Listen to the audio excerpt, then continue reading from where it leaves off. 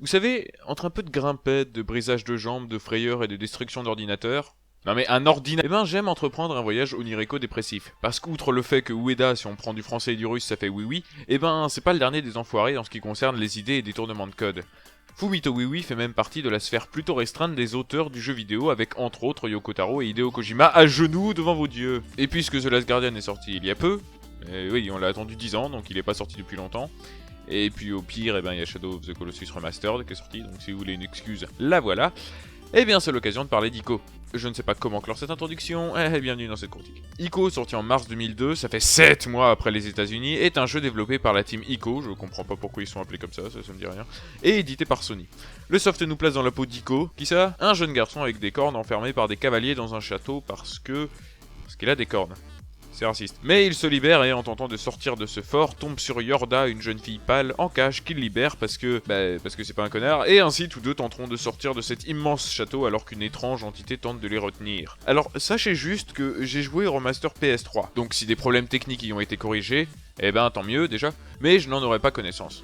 J'espère que vous me pardonnerez un jour. Ce que je vous ai raconté de l'histoire il y a quelques secondes peut sembler classique, et ça l'est, mais c'est en fait plus complexe que ça. Parce qu'autant l'histoire est basique, bien que jamais gênante, autant c'est la relation entre les deux personnages ainsi que la narration par le gameplay qui sont ici essentiels quant à l'appréciation de la trame scénaristique. Parce que c'est d'eux dont il est question avant tout, et Ueda nous fait ressentir cela à plusieurs niveaux de lecture. Dans le gameplay déjà, avec une touche exclusive réservée à prendre la main de Yorda, touche qu'il ne faut pas simplement presser mais bel et bien maintenir, sans quoi Ico la lâche, et Yorda on la sent faible, elle peine à courir aussi vite que nous, escalader, pousser des caisses, c'est trop pour elle. Je me suis même souvent surpris à presque m'excuser lorsque je faisais un demi-tour un peu trop violent et qu'elle se faisait projeter en avant. Mais le truc c'est que c'est elle, notre barre de vie. Et l'autre truc c'est que l'on va être amené à se séparer d'elle de nombreuses fois durant les phases d'énigmes, corsée qui plus est, pour pouvoir la faire passer et nous rejoindre. Et évidemment c'est en général à ce moment que les sbires de la grande méchante sont envoyés pour enlever Yorda. Et s'ils l'enlèvent, c'est game over et c'est tout. Alors oui, c'est dur. Mais à côté, ça ajoute au côté protecteur que l'on acquérit. Et bien sûr, puisque ça va devenir un running gag, scénario obscur et difficulté donnent directement un point. Vous l'avez, Dark Souls. J'en ferai une critique promis. Mais oui, de tenter plusieurs fois votre chance, ou skill, fera partie intégrante de l'aventure. Sachez donc dans quoi vous vous engagez. Et en même temps, qu'est-ce que vous faites là sinon? Peut-être est-ce pour ma voix... oui, c'est beau. Oula, oui, c'est très joli. Techniquement, c'est une franche réussite avec des effets de lumière très en avance sur son temps, des animations corporelles, ma foi, pas mauvaises du tout. Et artistiquement, c'est du tout bon. Les architectures sont très jolies, même si c'est blanc et très peu contrasté. Mais ce choix de couleur est un des choix majeurs d'Ueda.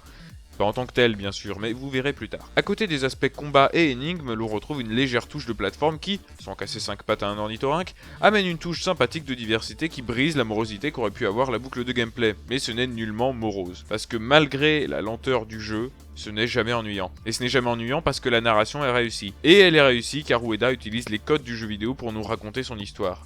Et il le fait très bien.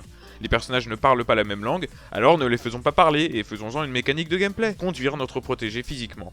Ce qui entraîne autre chose, à savoir l'attachement. Entre deux certes, mais surtout entre nous et eux.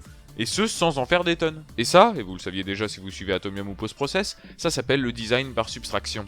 On retire le superflu et on se concentre sur l'essentiel. A-t-on besoin de maintes couleurs? Non. Alors on reste sur des teintes blanches et un peu vertes.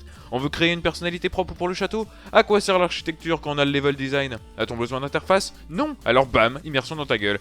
Pareil pour la bande son, on fait du grand avec très peu. On épure un maximum pour pouvoir exacerber ce qui reste à l'extrême. Attention, ne voyez là aucune méchanceté de ma part envers les trucs très colorés, les architectures abracadabrantesques ou ultra détaillées ou les interfaces. On parle bien uniquement de Ico. Et en fait...